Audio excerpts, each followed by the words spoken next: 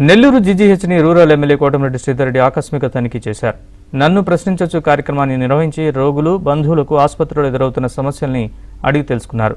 వైద్య అధికారులు, సిబ్బంది, కాంట్రాక్టర్లపై ఆగ్రహం వ్యక్తం చేశారు. ఆసుపత్రిలో అడుగడుగునా నిర్లక్ష్యం కనిపిస్తోందని, కనీసం ఫ్యాన్లు కూడా తిరగడం లేదని మండిపడ్డారు.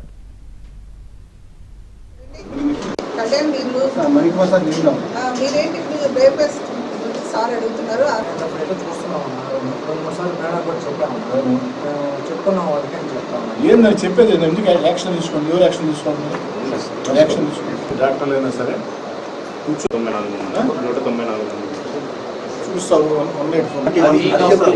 రాష్ట్ర ముఖ్యమంత్రి నారా చంద్రబాబు నాయుడు గారు, ఉప ముఖ్యమంత్రి పవన్ కళ్యాణ్ గారు, యువనేత నారా లోకేష్ గారు, వైద్య శాఖ మంత్రి సత్యకుమార్ యాదవ్ గారు, వీరందరూ కూడా ఈ యొక్క హాస్పిటల్స్లో వస్తువుల మెరుగుదల కోసం, సేవల మెరుగుదల కోసం ప్రత్యేక చొరవ చూపుతుంటే జిల్లా కేంద్రంలో ఉన్నటువంటి ఈ ప్రభుత్వ ప్రధాన వైద్యశాలలో ఇన్ని లోపాల, కనీసం మెను, బ్రేక్ఫాస్ట్ మెను కూడా పాటించలేని పరిస్థితి.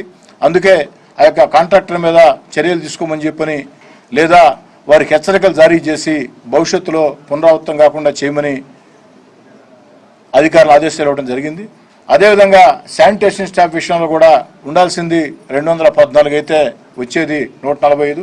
దీని మీద కూడా వారికి నోటీసులు జారీ చేయమని, సరిచేయమని చెప్పడం జరిగింది.